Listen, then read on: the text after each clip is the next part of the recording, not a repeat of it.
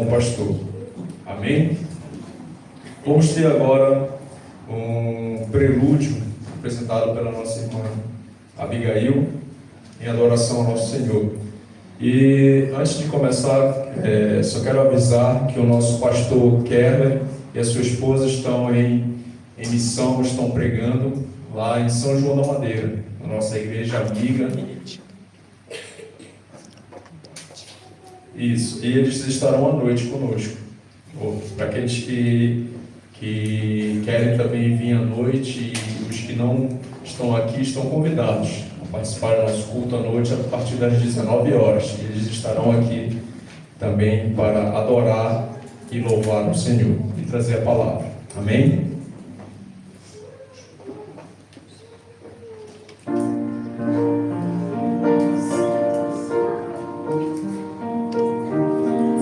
Pode sentar, irmãos.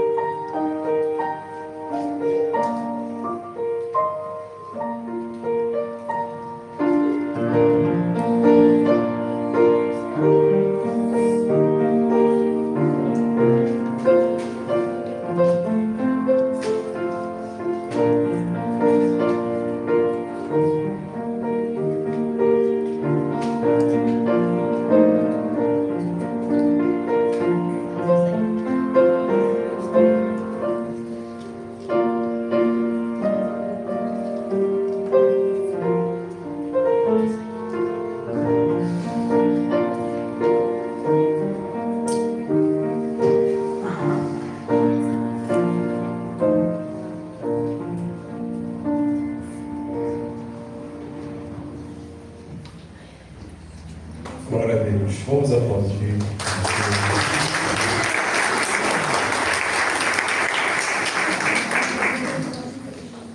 Vamos abrir a nossa Bíblia em Hebreus, capítulo 13, versículo 7. Nesse culto, em ações de graça dos nossos pastores, amém, aqueles que estão na liderança espiritual dessa casa, que anunciam a palavra de Deus, aqueles que são usados como instrumentos para, através da palavra, alcançarmos a salvação e nos alcançar junto ao Pai. Creio que cada um aqui foi alcançado pela palavra através de um líder espiritual, de um pastor. Amém? Glória a Deus por isso. Lembrai-vos dos vossos guias, os quais vos pregaram a palavra de Deus, e, considerando atentamente o fim da sua vida, imitai a fé que tiveram. Possamos imitar, possamos buscar a ler a palavra, buscar o crescimento da nossa fé, amém, a cada dia. Orar pelos nossos líderes, orar pelos nossos pastores. Amém? Convido então os irmãos a estarem do pé para entrar para que pequenos ao nosso Senhor, amém, ao nosso Salvador. O Deus com força, reinante e poderoso.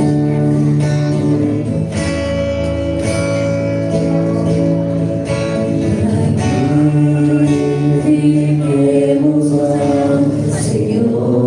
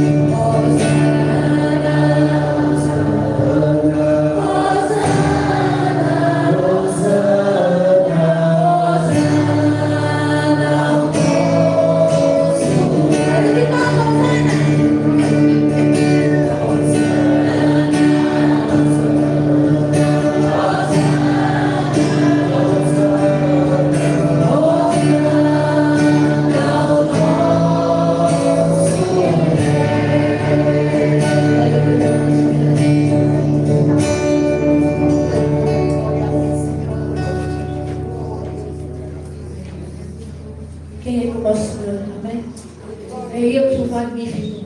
É Ele o único que a gente deve manifestar o nosso louvor, a nossa gratidão, o nosso amor e abrir o nosso coração. Quem é como tu, Senhor? Tu és grande e poderoso, Senhor. Só tu, não vejo que tu tenha uma coisa por nós, Senhor. Só tu. Faz primeiro, tu vais fazer isso. Obrigada, Senhor. Quem é como tu?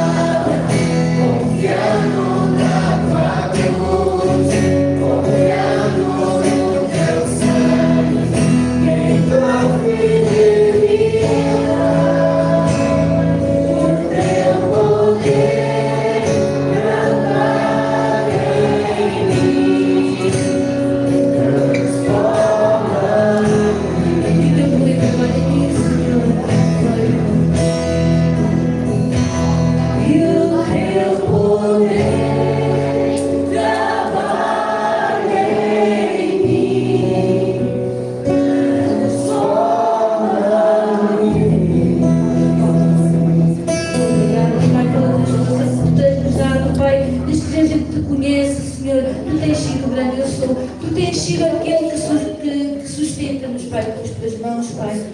Obrigado, Pai, que nós temos uma família aqui, Senhor. Estamos aqui reunidos, Pai, porque conhecemos o Pai e temos aqui irmãos entre nós, Pai. E é nesta manhã que vamos mostrar isso, Pai, uns para com os outros, Pai. O quanto te amamos, pedir a tua vontade e pedir tudo que nos tens dado como teus filhos, Pai. E vir temos adotados, Pai, e temos salvado daquela cruz, Pai. Sei connosco, Pai.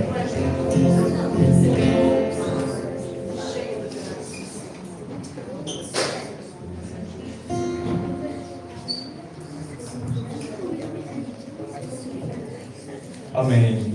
Agora vamos tirar um momento de adoração em ofertar a casa do Senhor, devolvendo nossos dízimos. Amém. Vamos abrir a nossa Bíblia em Provérbios, capítulo 3, versículo 9 e 10, que diz: honra o Senhor com a tua fazenda e com as primícias de toda a sua renda, e se encherão os teus celeiros abundantemente, e transbordarão de gosto os teus lagares. Amém? Vamos agora no momento de ofertarmos a casa do Senhor. Amém? Os nossos convidados não se sintam constrangidos, que essa é uma ordenança para aqueles que são membros desta casa. Amém?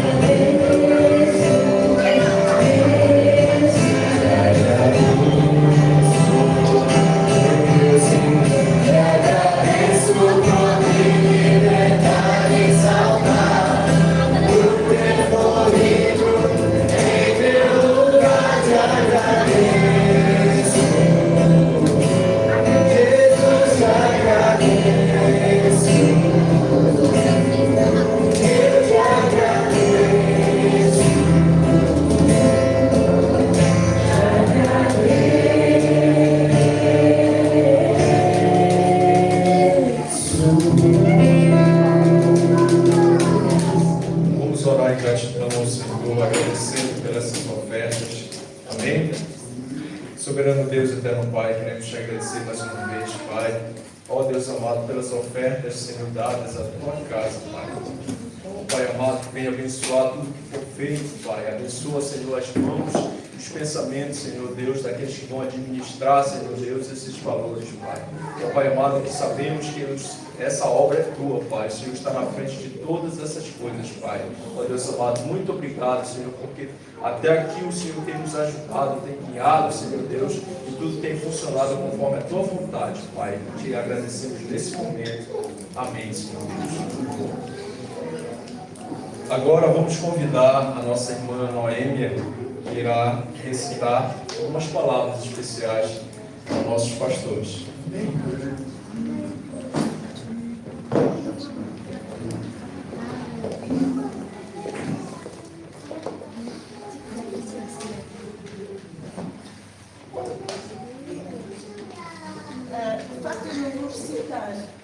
Eu tinha procurado um poema sobre os pastores, na generalidade, porque eu pensei ter aqui também o pastor Kerley e a Cláudia.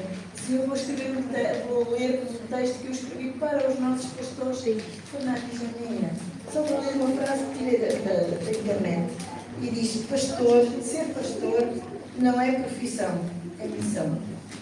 Não é rotina, é entrega. Pastor, vive o chamado que Deus fez nascer no seu coração. E agora, Pastor Fernando, queridos, vocês são instrumentos de Deus nas nossas vidas. Com amor, sabedoria e dedicação, têm guiado este rebanho com firmeza e compaixão. Quantas vezes ouvimos de vós uma palavra que veio na hora certa? Quantas vezes fomos acolhidos, abraçados, aconselhados e fortalecidos pela vossa presença e oração? A caminhada pastoral não é fácil, mas o vosso esforço, o vosso amor, a vossa entrega não passam despercebidos. A Igreja reconhece, honra-se e alegra-se com a vossa vida. A palavra de Deus, em Jeremias 3,15, diz: dar-vos-ei pastores segundo o meu coração, que vos apacentem com conhecimento e com inteligência. É isso que nós vimos em vós, corações segundo o coração de Deus. Que o Senhor continue renovando as vossas forças, multiplicando a sua unção e abençoando todas as áreas da vossa vida, hoje e sempre. Recebam do fundo do nosso coração o nosso amor, a nossa gratidão. Feliz dia, pastor. Pastor Fernando Janeiro.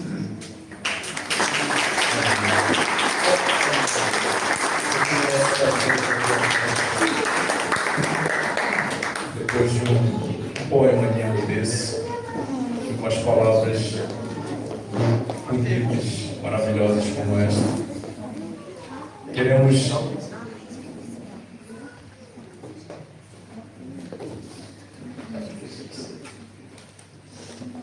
convido o nosso irmão Luiz para fazer uma oração de intercessão com os nossos pastores nesse momento tão lindo. Queremos dizer que nós amamos essa família e temos a convicção que quando o Senhor escolheu o seu filho, o seu servo, a ser pastor, ele não teria nenhuma... Não conseguiria imaginar que ele viria para aqui, para essa terra, para esse país. E hoje estamos aqui em comunhão, recebendo esse pastorado maravilhoso, que aprendemos tanto sobre a palavra, aprendemos tanto aquilo que o Senhor quer nos falar, através desses irmãos que estão aqui na liderança desta casa. Amém? Fica aqui o meu agradecimento mais profundo e sincero diante dos pastores, diante da igreja, a Deus pela vida de vocês. Amém? Amém. Fui chamado para fazer oração, mas quero pedir permissão para ler um versículo da palavra de Deus que se encontra em Eclesiastes, capítulo 9, e versículo tão somente 8, que nós temos visto isso. Quero pedir à igreja de colocar de pé, nós vamos ler e esse versículo da palavra de Deus. Se quiser colocar na tela, pode colocar. Eclesiastes 9, 8. E nós temos visto, percebido algo que a palavra de Deus diz na vida dos nossos pastores. Que toda a igreja acompanhe. É 9 ou 8. Em todo o tempo seja alvo tuas vestes, que jamais falte óleo sobre a sua cabeça. Nós nos temos visto e contemplado na vida desse casal de pastores, pastor Fernando e irmã Janaína. O Senhor tem colocou esse casal aqui realmente para derramar dessas bênçãos de Deus, da vida dele, para nossas vidas. Eu tenho certeza que cada um que estão aqui não estão simplesmente porque estão, é porque Deus os chamou e abençoou através da vida dos nossos pastores. Então nós vamos estar orando Que Deus continue abençoando poderosamente a vida dos nossos pastores. Amém? Amado Deus e eterno Pai, neste momento, Pai, queremos te agradecer. Te agradecer pela vida, Senhor, dos teus filhos, ó Pai, no dia de hoje, com o dia dos pastores. Mas tu sabes, ó Pai, que nós também temos apresentado todos os dias, ó Pai. Não só eles, mas a sua família. Mas que viemos pedir hoje, especialmente, ó Deus, que continue derramando esse óleo sobre a cabeça dos teus filhos. Que ao transmitir, ó Pai, para nós, ó Deus, o ensinamento da tua palavra de vida, ó Pai, de vitória, Pai, vida eterna, nós possamos continuar recebendo, ó Deus, para a louvor e adoração do teu nome. Continue colocando no coração dos teus filhos, ó Pai, aquilo que tu queira para a tua casa, para o teu povo, Senhor, e ele venha transmitir para nós. Senhor, muito obrigado, ó Deus, pelo que tem feito na vida dos teus filhos e que tu irás continuar fazendo, ó Deus, e aquilo que ele vai continuar fazendo pela tua casa. Muito obrigado, em nome do teu amado Filho Jesus Cristo, nós já te agradecemos. Amém.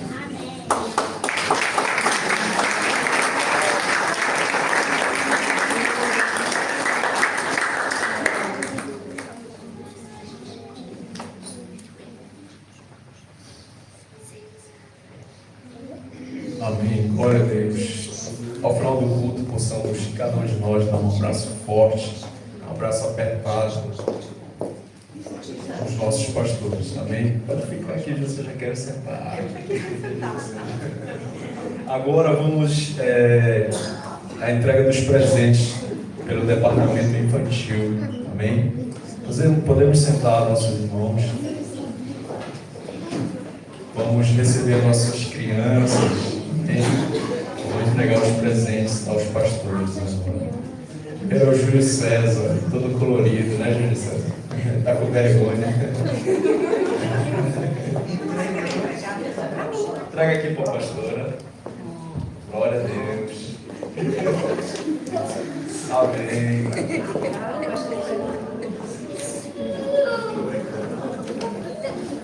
Amém. Glória a Deus. Vamos participar desse momento aqui.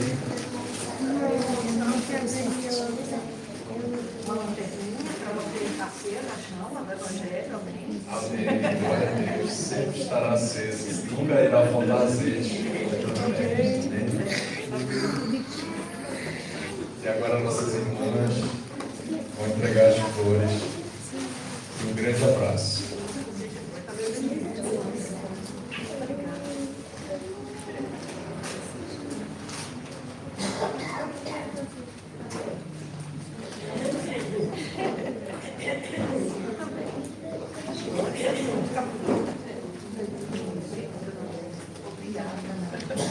Glória a Deus. Uma camisa para o pastor tem que ser grande. Tem camisa pequena aqui, não dá.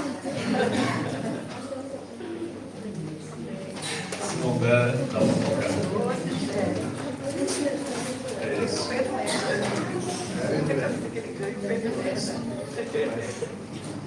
Amém. Queremos agradecer. Esses são alguns presentes da nossa igreja, nossos queridos pastores. Mas fica aqui o maior presente, estarmos aqui unidos e recebermos vocês como instrumento a estar com nossos líderes espirituais nesta casa. Amém. Glória a Deus pela vida de vocês. Creio que a igreja está unida com o coração grato a Deus pela vida de vocês. Está sempre orando. Estivemos orando pelo momento que vocês passaram no Brasil, pela luta, mas Deus sempre está no controle de todas as coisas. Confiando, devemos confiar sempre nele. Amém? E agora vamos receber a palavra do nosso pastor.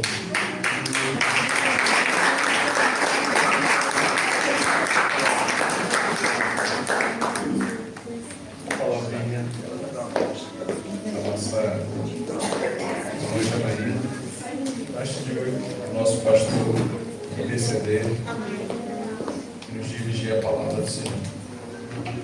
Amém. Agradecer, não é, a Deus, em primeiro lugar, por tudo que Ele tem feito nas nossas vidas. Não há privilégio maior do que servir ao Senhor. Não há alegria maior do que servir ao Senhor. Sabemos que passamos por dificuldades, que todos nós passamos. Mas não há conforto maior do que saber que estamos nas mãos dele. E nós temos 27 anos de ministério. 27 anos.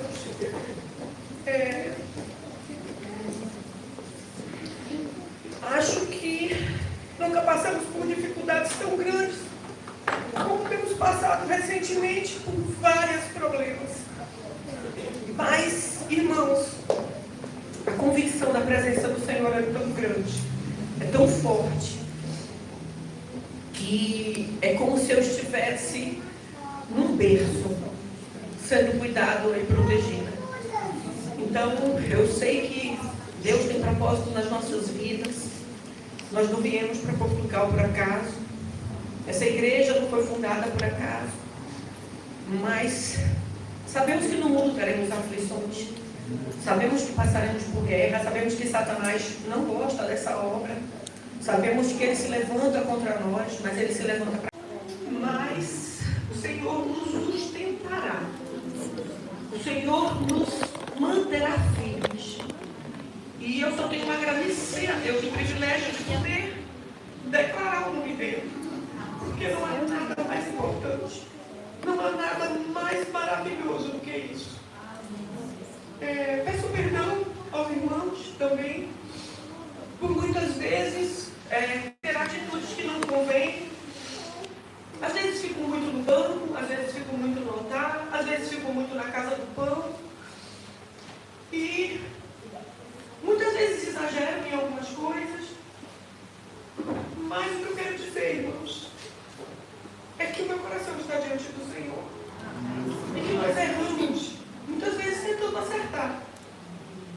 Todos os meus erros dentro da obra de Deus, e servir ao Senhor, porque eu sei que erro muito. Todos os meus erros são tentando acertar. São tentando servir a Deus com integridade de vida. Com integridade de coração. Meu coração é completamente do Senhor. E eu tenho um trabalho, não é? Trabalho em mim, eu espero que ele ainda não me leve esse ano para a glória. Eu acho que ainda tem algumas coisas para trabalhar. Então, enquanto eu estou viva, o Senhor renova as misericórdias e renova aquilo que Ele tem para fazer. E eu quero me disponibilizar, não é? Diante do Senhor, cada vez mais para fazer a obra dele. Obrigada aos jovens que estão comigo. O Ministério dos Jovens é um grande desafio, é uma grande luta. Eu peço aos meus jovens que estejam 10 horas para a escola bíblica para estudarmos, para estarmos juntos. Mas eu agradeço a Deus por cada um que aqui está, irmãos. Agradeço E, por último, quero agradecer também aos senhores que têm mantido essa igreja. A classe sênior. Vocês são o esteio dessa casa. Não quero dizer, eu posso dizer assim, acho que é pejorativo, não? Não? Aos da melhor idade. Os meus irmãos da melhor idade. O Senhor tem me falado que vocês são o sustento dessa casa. São quem mantém essa casa de pé junto conosco. Nós precisamos muito de vocês. Aqui também tem alguns, não é? Também, não posso dizer da melhor idade, né? Nós temos alguns que não se acham da melhor idade também, não querem ser chamados, mas vocês sustentam essa casa e eu agradeço a Deus pela vida de vocês e pelos jovens, por tudo, irmãos. Amém? Obrigada pela oportunidade que vocês têm nos dado de servir ao Senhor nessa casa durante esses anos. Que Deus os abençoe.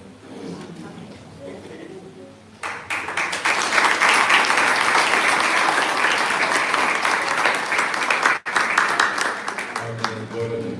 Como diz em Provérbios, capítulo 19, versículo 21, muitos são os planos no coração do homem, mas o que prevalece é o propósito do Senhor. Eu creio que esse propósito está sendo cumprido a cada dia, a cada mês, a cada ano dessa casa. Amém? Feliz dia do pastor. Amém? Que o Senhor possa abençoar, que o Senhor possa usar como instrumento, agora e sempre. Amém? Vamos ouvir a nossa palavra agora, dada pela palavra do Senhor, dada pelo nosso pastor. Amém? Amém. Amém. A graça e a paz, irmãos, da parte do nosso Senhor Jesus Cristo, com todos os nossos irmãos. Para não me alongar, faço minhas todas as palavras de Janaína. Fica assim mais fácil. Aos jovens, um pequeno aviso. Dia 27 pegamos vocês. Entre 27 e 31. Quem é vosso está preparado? Ok, já temos 19 jovens inscritos. Não é isso? Sim. Cadê a irmã? Aqui, 19, não é isso? Muito bem. Orem, irmãos, por este programa dos jovens, que vai começar dia 27, vai até o dia 31. Estaremos ali reunidos com eles exclusivamente para, através desta comunhão, aprendermos mais de Cristo e infundirmos mais de Cristo na mente dessas criaturas abençoadas que são os nossos jovens. Amém? Também, irmãos, não posso deixar de citar aqui, como vocês já me conhecem, então eu vou referir aqui, o culto de hoje é um culto sempre, um culto que nós prestamos, é sempre prestado ao Senhor. Com uma pequena lembrança, aquilo que é um dia que foi escolhido para lembrarmos dos pastores e dos guias espirituais de cada comunidade. Mas o culto é prestado ao Senhor. Ele é o nosso bom pastor, Ele é o Senhor dos senhores, Ele é o Rei dos reis, Ele deve ser exaltado e honrado. Mas, irmãos, sentimos-nos profundamente agradecidos e agraciados pelo Senhor por estarmos convosco e fazermos parte deste projeto. Graças a Deus, assim aprove ao Senhor nos posicionar nesta comunidade como líderes espirituais. E assim cumpramos o nosso propósito. Sem mais delongas, primeira carta de João, capítulo 4.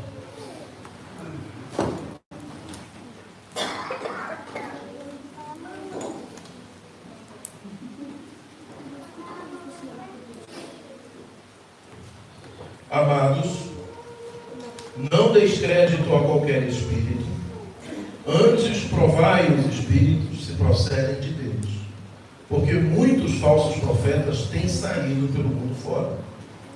Nisto reconheceis o Espírito de Deus. Todo espírito que confessa que Jesus Cristo veio em carne é de Deus, e todo espírito que não confessa a Jesus não procede de Deus. Pelo contrário, este é o espírito do anticristo, a respeito do qual tendes ouvido que vem e presentemente já está no mundo. Filhinho, vós sois de Deus e tendes vencido os falsos profetas, porque maior é aquele que está em vós do que aquele que está no mundo. Eles procedem do mundo, por essa razão falam da parte do mundo e o mundo os ouve. Nós somos de Deus. Aquele que conhece a Deus nos ouve, aquele que não é da parte de Deus não nos ouve. Nisto reconhecemos o Espírito da verdade e o Espírito do erro. Amados, amemo-nos uns aos outros, porque o amor procede de Deus, e todo aquele que ama é nascido de Deus e conhece a Deus. Aquele que não ama não conhece a Deus, pois Deus é amor. Nisto se manifestou o amor de Deus em nós, em haver Deus enviado o seu Filho unigênito ao mundo, para vivermos por meio dele. Nisto consiste o amor, não em que nós tenhamos amado a Deus, mas em que Ele nos amou e enviou o seu Filho como propiciação pelos nossos pecados. Amados, se Deus de tal maneira nos amou, devemos nós também amar uns aos outros. Ninguém jamais viu a Deus. Se amarmos uns aos outros, Deus permanece em nós e o seu amor é em nós aperfeiçoado. Nisto conhecemos que permanecemos nele e ele em nós, em que nos deu o seu Espírito. E nós temos visto e testemunhamos que o Pai enviou o seu Filho como Salvador do mundo.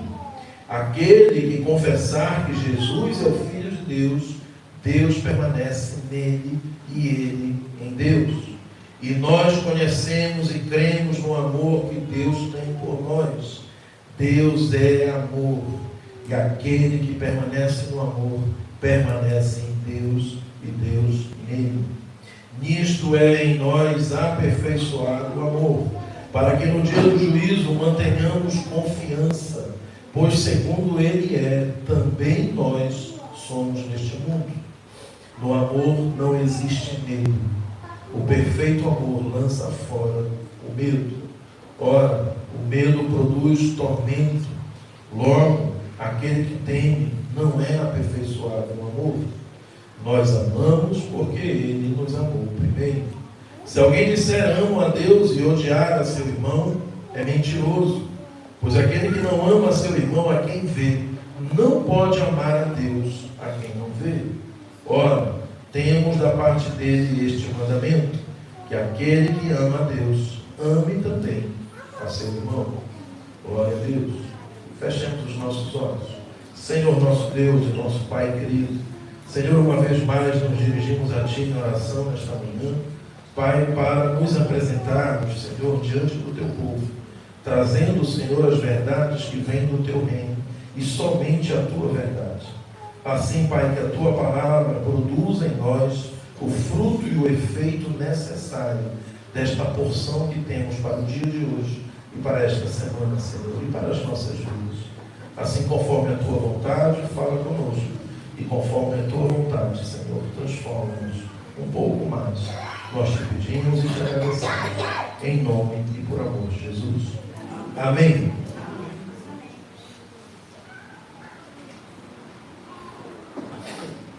Epístola de João, primeira epístola de João, assim conhecida.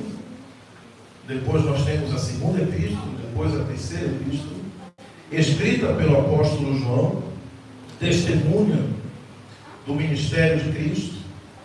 O mesmo apóstolo João, depois que vai preso e escreve também o livro de Apocalipse, confirma-nos aqui, irmãos, em sua carta direcionada não somente a uma das igrejas da antiguidade, dos primeiros séculos, mas a toda a igreja de Deus. Aliás, esta é uma característica da epístola de João, chamada de epístola ou carta, mas afinal não reúne propriamente as características daquilo que são as cartas escritas pelos demais apóstolos e por Paulo às igrejas, porque sempre, além da autoria, tem também o destinatário. Então esta carta, ela tem um alcance universal, digamos assim, para toda a igreja do Senhor. E no capítulo 4, João vai trazer à mente e à memória daqueles que são filhos do Senhor, daqueles que são os crentes do Senhor, uma certa expressão ou uma escrita muito incisiva a respeito daqueles que têm prejudicado o conhecimento e a revelação da pessoa de Jesus Cristo para a igreja. Naqueles tempos, irmãos, já naqueles tempos, nos primeiros séculos, nasceu uma filosofia, digamos assim, ou uma teologia, bem podemos dizer assim, chamada teologia gnosticista, ou gnosticismo, né? Que nada mais é do que a crença das pessoas em que o conhecimento e não a fé seria o motivo da libertação de todas as pessoas e de todo o mundo. E deste gnosticismo a igreja já começava a sofrer alguma certa influência, alguma certa pressão, além de todos aqueles judaizantes que nós vemos nas cartas de Paulo também os gnósticos faziam esta pressão sobre a igreja dos primeiros séculos. Aliás, o gnosticismo sobrevive até hoje, não morre naquele tempo. Portanto, a carta de João, ela vai começar dizendo aqui no verso 1 do capítulo 4, para que aqueles irmãos não deem crédito a qualquer espírito. E vejam que este espírito, aqui pode deixar no ecrã, o verso 1, este espírito em todas as traduções vai estar escrito com esse ezinho minúsculo. E este ezinho minúsculo pode nos indicar aqui duas coisas. Primeiro, um espírito humano. Segundo, que é o caso que nós vemos aqui, conhecimento. Então ele diz, amados, não deis crédito a qualquer conhecimento, a qualquer verdade que venha sido trazida diante de vocês. Antes, provai os espíritos se procedem de Deus. E aqui a segunda parte, então, ele aplica este espírito aos próprios homens, dizendo, porque muitos falsos profetas têm saído pelo mundo fora. Então, nesta primeira parte do verso 1 até o verso 6, nós vamos ouvir de João a palavra referente ao conhecimento verdadeiro. Em que crê, em que verdade, de que modo. Para nós que somos crentes no Senhor, parece-nos até, digamos assim, uma redundância ao lermos a carta, porque, ora, nós podemos dizer assim, espera, mas eu conheço do Senhor, eu conheço de Deus, então isto para mim é uma redundância. Mas vejam, irmãos, não é bem assim, porque muito daquilo que estava sendo dito, muito daquilo que estava sendo espalhado por estes falsos profetas, que estavam saindo pelo mundo fora, nós também vemos nos dias de hoje, nos dias atuais. Portanto, esta palavra, de fato, ela é muito atual para os nossos dias. E nós precisamos ser esses crentes não crédulos totalmente naquilo que ouvimos, mas críticos e analíticos naquilo que ouvimos das pessoas, dos guias, dos pastores e das pregações. Nós não podemos acreditar em tudo que ouvimos, irmãos. Nós precisamos medir essas palavras e esses conhecimentos e essas expressões e aquilo que os nossos pastores nos ensinam, mediante um consenso do que está revelado na Escritura do Senhor.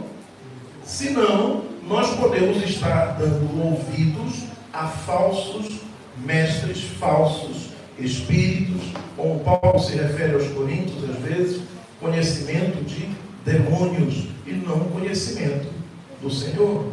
E essa era uma grande preocupação e continua sendo até hoje uma grande preocupação da igreja, para que o crente seja mais crítico a respeito daquilo que ouve. Ainda mais, irmãos, nos tempos que vivemos. Hoje, nós temos aqueles que são chamados teólogos virtuais ou teólogos na internet. Muitos dos nossos irmãos reproduzem conhecimento, ou reproduzem aquilo que ouvem, sem passar por um crivo necessário da revelação essencial da palavra de Deus. E aí nós vemos hoje muitos irmãos, muitas irmãs, dando ouvidos a espíritos enganadores. E isso é prejudicial para a igreja. Ainda mais também nos tempos que vivemos, em que muitos dos nossos irmãos têm buscado um misticismo dentro da igreja, dentro da doutrina do Senhor, e acabam até por se desviar da fé, por tanto misticismo que está incutido na sua mente. Então, o que João está nos dizendo aqui é aquilo que nós repetimos aqui variadas vezes, irmãos, como disse Jesus, examinai as Escrituras. Examinai as Escrituras. Porque nós não podemos dar ouvido, não podemos dar crédito a todo tipo de verdade, entre aspas, que vem sendo divulgada por todo tipo de homem, por todo tipo de mulher. Vejam, na Bíblia mesmo nós encontramos o exemplo de um homem, para mim é assim, Espetacular a forma como este homem se preparou para trazer a verdade de Cristo a partir do conhecimento das Escrituras. Nós temos um homem na Bíblia chamado Paulo. Paulo, todos nós conhecemos, como ele próprio se define, criado aos pés de Gamaliel, um dos mestres das escolas judaicas do seu tempo, da escola de Hillel, e ensinou a Paulo a doutrina, melhor doutrina, irmãos, que vocês possam imaginar, do conhecimento das Escrituras do Antigo Testamento. Fariseu dos fariseus, em relação àquilo que havia, a justiça que havia na lei, irrepreensível. Ele mesmo diz isso a respeito dele. Perseguidor implacável dos cristãos. Um assassino brutal, uma fera selvagem, às vezes assim definida, uma besta selvagem, em outra maneira também, de outro texto também referido, mas um homem implacável nas suas convicções a respeito do conhecimento de Deus. Este homem, com tanto conhecimento de Deus, a dada altura da sua vida, teve um encontro com o Senhor Jesus, na estrada que caminhava para Damasco. E nessa estrada ouve a voz, vê a luz: Paulo, Paulo, Saulo, Saulo, porque me persegues? Dura coisa é resistir aos aguilhões, é recalcitrar contra os aguilhões. E a partir daquele momento, Paulo teve a sua vida completamente transformada. Mas espera aí, irmãos. Paulo, depois daquele momento, não passou imediatamente a pregar a palavra de Deus. Porque ele precisava agora compreender nas próprias Escrituras a revelação da pessoa que falou com ele. E aí o que nós vemos? O Espírito orienta Paulo: tu vais entrar na casa de um homem chamado Ananias, tu vais ficar com ele lá e ele vai te ensinar. E diz lá, olha, vejam em Gálatas, capítulo 1, dos versos 17 e 18, o que Paulo fala a respeito desse tempo. Nem subi a Jerusalém para os que já eram apóstolos antes de mim, mas parti para as regiões da Arábia para avistar-me com Cefas e permanecer com ele 15 dias.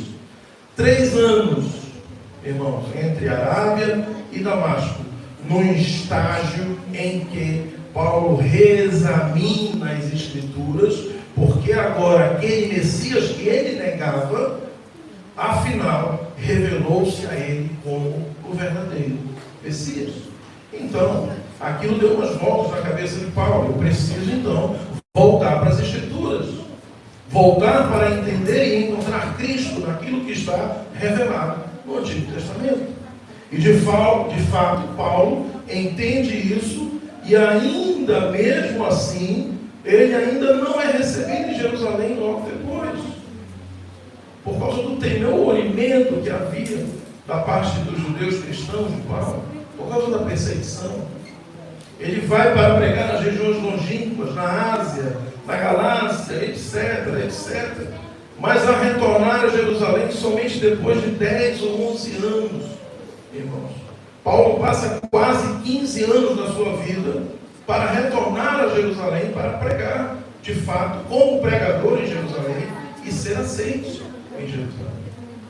Então vejam, e quando nós encontramos esta recomendação de João falando para nós: não creiam em todo espírito, mas examinem, não deem crédito a todo tipo de espírito, examinem, porque a verdade está revelada. Foi exatamente o que Paulo fez. Ele parou, voltou, estudou: espera aí, eu preciso encontrar esse Messias no Antigo Testamento. E de fato o encontrou. E se tornou este bandeirante da fé, o maior apóstolo, né, da história do cristianismo. Vejam, então, nesta primeira parte, o que João vai nos dizer é que nós precisamos buscar a verdade, e aqui eu vou ser redundante, a verdade verdadeira da palavra de Deus. Em que crer, irmãos, é muito importante para todos nós. Nós não podemos crer em todo tipo de espírito, nem em toda pregação. Amém? No verso 4, João vai falar de maneira muito carinhosa: filhinhos, vós sois de Deus e tendes vencido os falsos profetas, porque maior é aquele que está em vós do que o que está no mundo. Amém? Nós somos de Deus, diz no verso 6. Aquele que conhece a Deus nos ouve. Aquele que não é da parte de Deus não nos ouve. Nisto reconhecemos o Espírito da verdade e o Espírito do erro. João 18,37, a respeito disto, vai dizer: então disse Pilatos: logo tu és rei? Respondeu Jesus: tu dizes que sou rei. Eu para isso nasci, para isso vim ao mundo, a fim de dar testemunho da verdade. Todo aquele que é da verdade ouve a minha voz. Glória a Deus. Nos primeiros tempos, irmãos, também no cristianismo, surgiu, muito influenciado por esse gnosticismo, aquilo que hoje nós conhecemos como universalismo cristão, ou, anotei aqui o nome, apocatástase. E o universalismo cristão, ele basicamente diz que como Jesus morreu, como Jesus sacrificou-se, como ele próprio disse que ele morreu pelos pecados do mundo inteiro, então todas as pessoas de todos os tempos, de todas as épocas, de todas as raças, de todas as línguas do mundo inteiro estariam automaticamente salvas, independentemente daquilo que crescem ou daquilo que fizessem. Este é o universalismo cristão. É isso que nos choca às vezes, quando nós ouvimos assim, você já fica um pouco assim assustado com isso, tudo. Mas creio, irmãos, é possível que vocês ouçam isso travestido de verdade e acabem, porventura, acreditando também naquilo que o universalismo cristão defende. Vejam, por exemplo, 1 Coríntios 15, verso 22. Vejam o que está escrito: porque assim como em Adão todos morrem, assim também todos serão vivificados em Cristo. Nós não escolhemos ser filhos de Adão. Logo, portanto, também não escolhemos ser filhos de Cristo. Assim como estávamos perdidos, agora estamos salvos. E é possível, então, você criar aqui uma doutrina que, porventura, convença aqueles mais incautos, mais desapercebidos, da verdadeira razão da vinda de Cristo e do Evangelho. Então vejam o cuidado que nós devemos ter, irmãos, em relação ao conhecimento da verdade. Porque vejam, das críticas também que nós falamos, e tem muita coisa do universalismo cristão, eles têm aqui uma dose enorme de versículos que podem contribuir para o convencimento de muita gente. São mais de 100 versos que se usam para dizer que todos estão salvos, independente da fé ou daquilo que faz. Mas das críticas que nós fazemos primeiro, que esta visão desvaloriza a gravidade do pecado. Então não importa o pecado que você tenha cometido, e não importa se arrepende ou não do pecado, você está salvo. Não importa a sua conduta moral, você está salvo. Não importa aquilo que você crê, você está salvo. Não importa aquilo que você faça, você está salvo. É isso basicamente que o universalismo prega. Mas nós sabemos que não é dessa forma. Mas esta palavra reverbera e encontra solo fértil no coração daqueles que não querem passar pelo arrependimento, que não querem ter uma mudança de vida, que não querem ceder a sua vontade, à vontade de Deus na sua vida. Então isto vai encontrar um solo fértil, mesmo dentro das igrejas. E é mesmo por isso que João está dizendo àqueles irmãos: meus irmãos, cuidado, não creiam em todo o Espírito, porque eles não procedem de Deus, procedem do mundo. Então vamos ter cuidado, irmãos, com aquilo que ouvimos, aquilo que somos ensinados, para que, examinando as Escrituras, possamos ter uma visão crítica a respeito daquela palavra. Amém? Glória a Deus. No segundo momento agora, que entra realmente aquilo que queremos destacar, que vai do verso 7 em diante, quando nos fala a respeito do amor. E João aqui vai fazer uma transição, digamos assim. Primeiro a respeito do que cremos. Amém? Do verso 1 a 6. E agora ele transita para como vivemos. Ou seja, uma ortodoxia, um ensino correto da palavra, deve gerar em nós uma ortopraxia, ou seja, um testemunho desta verdade em relação às nossas ações. E o balizador das nossas ações, aquilo que está como parâmetro para as nossas vidas, é dito por João aqui, em que Deus é amor. Filhinhos, amados, amemos uns aos outros, porque o amor procede de Deus. Ele diz, e todo aquele que ama é nascido de Deus e conhece a Deus. Porque Deus é amor.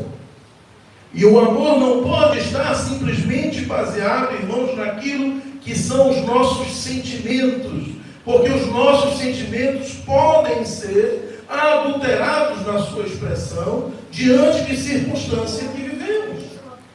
Diante de uma circunstância boa, é fácil dizer que amamos. Diante de uma circunstância ruim, fica mais difícil dizer que amamos. Por isso, quando estamos diante do altar do Senhor, aos casados, aqui digo eu, quando nós prometemos diante de Deus na alegria e na tristeza, significa dizer que, diante de circunstâncias ruins, seja fora ou dentro do casamento, eu comprometo-me a estar contigo porque eu te amo e porque eu fiz um voto diante do Senhor. Então nós conseguimos vencer as circunstâncias. Então, mais do que sentimento, mais do que circunstâncias da nossa vida, o amor que Deus nos ensina é puro, perfeito, agradável e é mandamento de Deus. E nasce, irmãos, no coração daquele que crê de maneira correta no Deus que tudo fez e tudo sustenta. Porque se nós não fôssemos nascidos de Deus, nós não poderíamos amar como Ele nos amou. E no primeiro momento ele fala a respeito, por exemplo, do verso 7, do testemunho dele próprio. Ele diz no verso 9, nisto se manifestou o amor de Deus em nós, em haver Deus enviado o seu Filho unigênito ao mundo, para vivermos por meio dele. Nisto consiste o amor, não em que nós tenhamos amado a Deus, mas em que Ele nos amou e enviou o seu Filho como propiciação pelos nossos pecados. Então o primeiro passo aqui foi dado por Deus em relação ao amor. Mas este amor somente nos alcança se a minha visão, se o meu coração estiver perfeitamente posicionado para não somente ouvir esta verdade, mas para poder arrepender dos meus pecados e entregar a minha vida diante de Deus. E assim eu posso cumprir então, de maneira graciosa, este amor que excede sobre mim de maneira mandamental e não somente de maneira sentimental. Os irmãos compreendem isso? Amém? Abertos os nossos olhos para a verdade, convencido o nosso coração de quem nós somos, arrependidos dos nossos pecados, aqui então instala-se o amor de Deus em nós. E olhamos para Ele e dizemos, ó Senhor, que coisa maravilhosa, que graça bendita vindo da tua parte, que é o teu amor. E assim também reproduzimos em nossas vidas, diante dos homens, este amor de Deus. E este amor aqui demonstrado pelo Senhor, é um amor que se sacrifica, é um amor que obedece, é um amor que diante de circunstâncias que por vezes vai trazer prejuízos pessoais, vai trazer sentimentos, digamos assim, de desconforto no seu coração, mas ainda assim, Senhor, nós amamos, porque tu nos amaste primeiro. Glória a Deus. Passei a primeira página. Pastor. Passei só a primeira. Glória a Deus.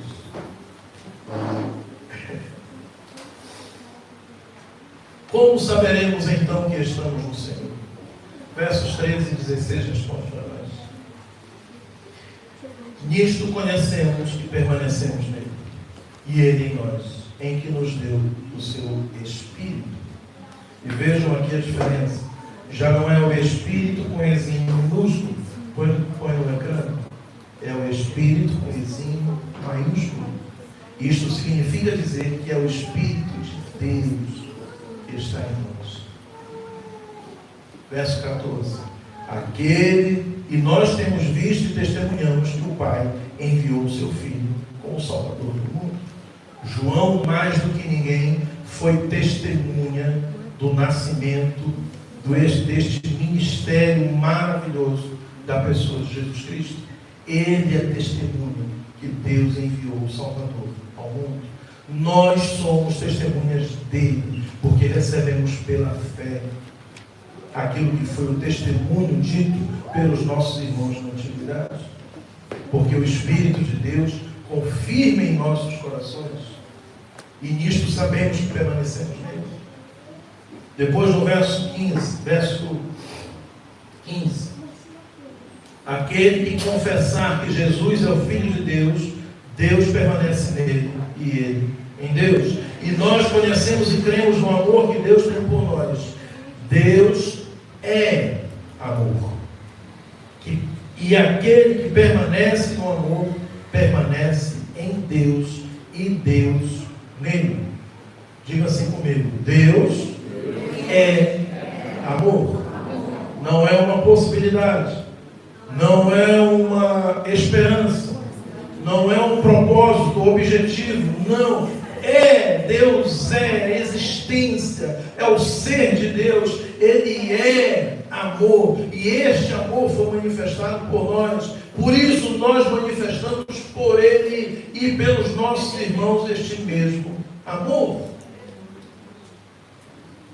E a palavra para as crianças é testemunho.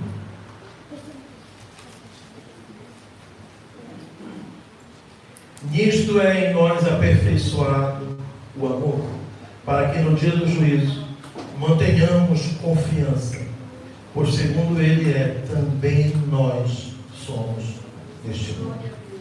Sabe, irmãos, não há, por experiência, e penso e creio também que por experiência vossa, não há em nossos corações maior consolo do que diante de situações difíceis deste mundo ou das nossas vidas, nós olharmos para Cristo e sabermos que um dia tudo isto passa, que nós estamos nele.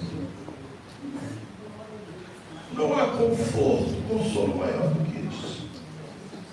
E todas as primeiras coisas passarão das nossas vidas, e nós estaremos com Ele para a eternidade. Esta convicção, irmãos, que nós temos em nossos corações, que João transmite para nós como um aperfeiçoamento do amor, e aponta-nos que no dia do juízo nós estaremos completamente seguros. Você já imaginou o que é isso? Os gnosticistas, os universalistas cristãos não creem nesta verdade. Aliás, os universalistas cristãos nem creem no inferno como um castigo eterno para as pessoas. E daqui que nasce muito daquilo que é a doutrina do purgatório que nós vemos até hoje em algumas denominações. Porque aqui o universalista diz que afinal o inferno seria um lugar para purgar os pecados cometidos por algumas pessoas. E que depois deste tempo, então, eles seriam elevados ao céu. Mas nós não temos este temor em nossos corações. Porque se permanece em nós o amor de Deus, este amor aperfeiçoa-nos, de maneira que o nosso conhecimento, o nosso espírito, está completamente convencido que, apesar até às vezes de errarmos diante de Deus, mesmo depois de sermos cristãos, mesmo depois do arrependimento, de sermos crentes, apesar disto, nós não seremos rejeitados pelo Senhor. Nós não seremos deitados fora. Nós estaremos guardados em suas mãos. Mas todas as vezes que errarmos, e isso, irmãos, deve ser algo acidental na vida do crente, mas pode acontecer, obviamente, por ser acidente. Mas toda vez que acontecer um erro, um pecado cometido por nós, nós temos um advogado junto ao Pai, Jesus Cristo. E Ele é a propiciação pelos nossos pecados. Ele pagou os nossos pecados. Nós cremos nele. Nós entregamos nossas vidas nas mãos dele. Nós defendemos a sua doutrina. Nós temos no seu Espírito. Por isso em nós está completamente aperfeiçoado o amor de Deus em nossos corações. E no dia do juízo nós tenhamos segurança, confiança total de que não seremos condenados. Mas ouviremos da boca do Senhor: vinde, benditos do meu Pai, para a minha direita, como está escrito lá em Apocalipse. E glória a Deus por isso, irmãos. Mas esta certeza, esta confiança, este aperfeiçoamento somente é produzido no coração daquele que crê e daquele que vive a verdade do Evangelho. Esta verdade traduzida por esta palavrinha que João está repetidamente infundindo na cabeça dos crentes: amor. Amor. Nisto somos aperfeiçoados pelo Senhor. E aqui vem, digamos assim, dos versos mais espetaculares para mim de todo o Evangelho. No amor não existe medo. No amor não existe medo. E alguns se perguntam, lendo somente este verso: mas que tipo de medo é este? Mas de que forma? Como assim? Qual é este medo? Mas quando nós lemos, irmãos, na sequência daquilo que estamos sendo ensinados por João, nós vemos que este medo é a produção de uma expectativa terrível de condenação, que repousa sobre a cabeça dos homens, porque mesmo sobre aqueles que não creem, eu duvido, irmãos, e esta dúvida é por experiência, se esses homens também não têm medo de estarem errados em relação às suas convicções, não tem medo de porventura ir para uma condenação eterna, não tem medo do inferno futuro. E é deste medo que o amor de Deus nos liberta. No amor não existe medo, porque o perfeito amor, ele lança fora o medo. Meus irmãos, nós que somos crentes, nós que confessamos a Jesus, nós que vivemos a verdade do Evangelho, de maneira alguma nossos corações podem ser atormentados, nossas mentes podem ser atacadas por um juízo vindouro de inferno. Nunca, irmãos, nós fomos libertados deste medo. Eu sei, e você deve saber, que quando você morrer, quando nós morrermos, nós estaremos diante de Deus para a vida eterna. Glória a Deus. Nisto é o verdadeiro amor de Deus aperfeiçoado em nós. Ora, o medo produz tormento. Logo, aquele que teme não é aperfeiçoado no amor. Então veja, hoje talvez seja um dia para que todos nós ponhamos diante do Senhor não somente os nossos medos em relação à vida que temos, ou as circunstâncias da vida que vivemos, mas também colocarmos diante de Deus se ainda em nossos corações há algum temor do juízo vindouro. Porque se ainda, irmãos, em algum coração aqui nesta manhã, houver temor de juízo vindouro, é momento de você ter um encontro verdadeiro com Cristo. Porque o perfeito amor de Cristo lança fora esse medo do seu coração. Então hoje talvez seja este momento para colocarmos diante do Senhor, diante da sua cruz, diante do seu altar, os nossos medos circunstanciais, mas também o nosso medo do juízo divino, se porventura algum de vocês tiver. Para que diante do amor de Cristo isto seja dissipado. É esta a vontade do Senhor. Seja a paz de Cristo o árbitro em nossos corações. É isso que a palavra nos ensina. Nós amamos, diz João, porque Ele nos amou primeiro. Se alguém disser, amo a Deus, e odiar a seu irmão, é mentiroso. Pois aquele que não ama seu irmão a quem vê, não pode amar a Deus a quem não vê. Temos da parte dele este mandamento, que aquele que ama a Deus, ame também a seu irmão. Esta é mais uma pergunta que devemos nos fazer.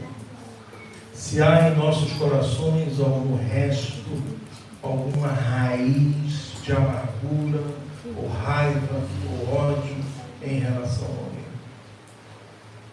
Porque isso deve ser arrancado dos nossos corações. Completamente. A segunda palavrinha é Cristo. Glória a Deus. Vamos nos colocar de pé.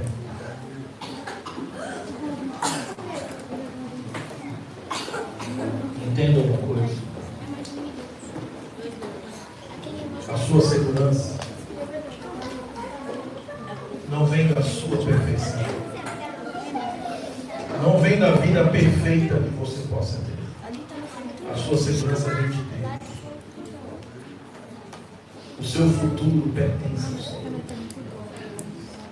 Para nós está reservada a coroa da glória, a coroa da vida e não a coroa da condenação. Por isso nós louvamos a Deus, irmãos, por isso nós cantamos diante dele, por isso os nossos cultos são prestados a Ele. Porque a Ele, por Ele, para Ele pertence a glória dos séculos dos séculos. Ele é a razão de todas as coisas. Ele é o Senhor de todos nós. Ele te amou primeiro. Fecha os teus olhos neste instante. E faz este exercício proposto. Põe diante do altar do Senhor esses medos, porventura, circunstanciais que você tenha vivido. Como está a sua vida, os problemas que você enfrenta, o temor que você tem. Põe diante do altar. Deixe que passe por esta cruz. Deixe que o Senhor passe o sangue sobre tudo isto. Porque tudo isto vai passar. Tudo isto passa. Todo sofrimento, por mais demorado ou longo que seja nesta vida, tudo passa. Tudo passa. Graças ao Senhor. Como passamos por isto é que importa. Passamos por isto com a nossa fé firme no Senhor, olhando para cima, não para o lado, nem para frente ou para trás, mas olhando para o alto. Ou os nossos olhos estão fixos nestes problemas, nestas circunstâncias, e isso, por um acaso, tem atormentado os nossos corações. Agora ponha também diante do altar do Senhor. Se você ainda tem medo do juízo vindouro, porque um dia, irmãos, todos nós estaremos diante do tribunal de Deus. Uns para a salvação, outros para a condenação eterna. Hoje, em que se firma a tua fé? Se você estivesse hoje diante do tribunal de Deus, você estaria destinado à salvação ou estaria condenado ao tormento eterno? Essa é a principal pergunta do homem. Se você já confessou a Jesus Cristo como Salvador e Senhor da sua vida, creia, você está guardado para a vida eterna. Ninguém arrancará você das mãos do Senhor. Nem potestades, nem poderes, nem qualquer coisa deste mundo poderá separar você do seu Deus.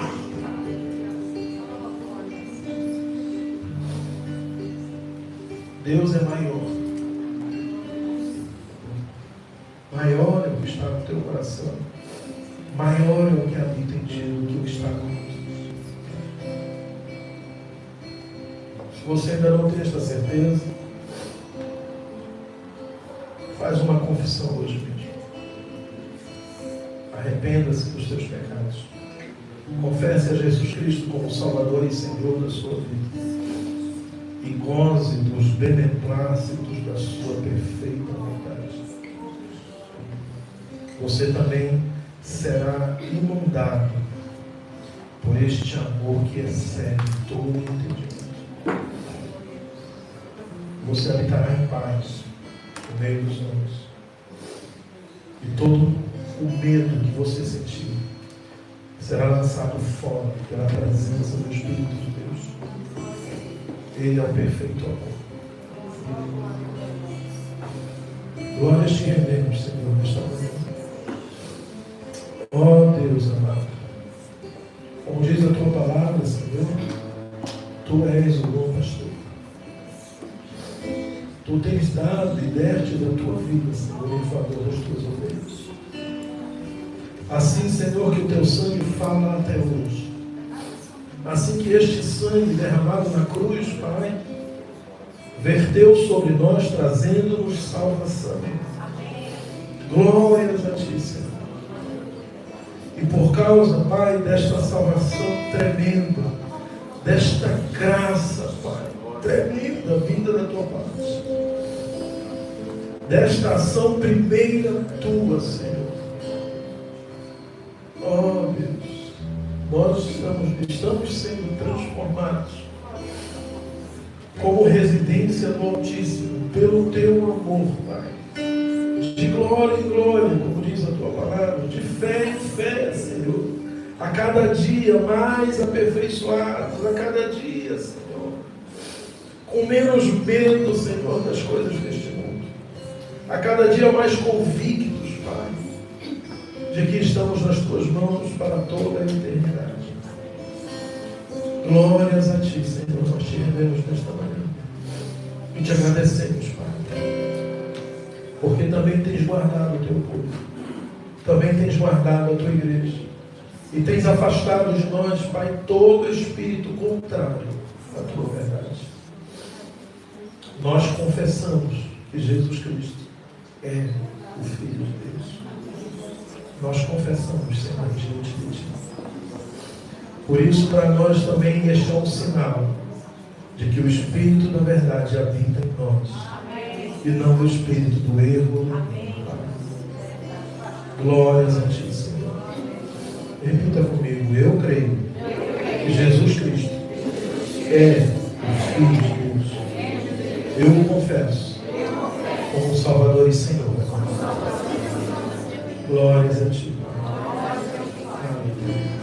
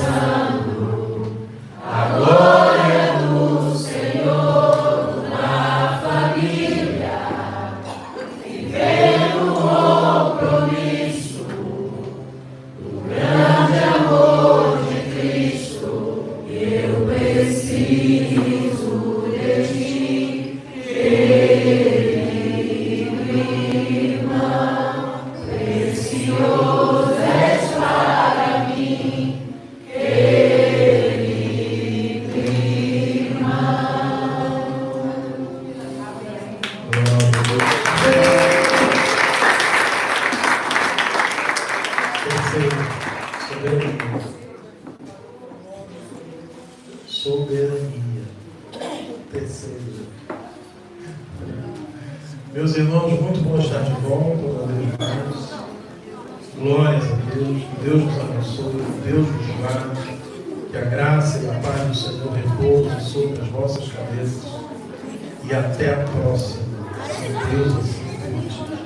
Glória a Deus.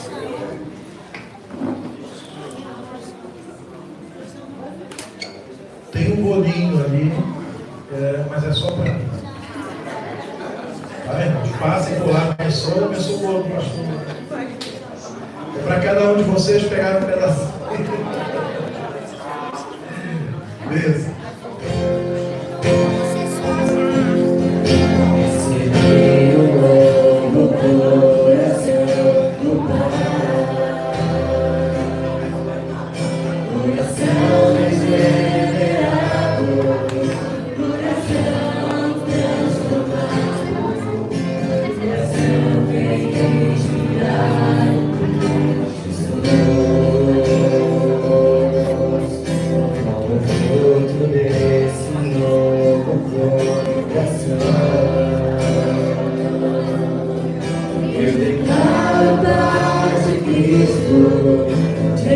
Senhor.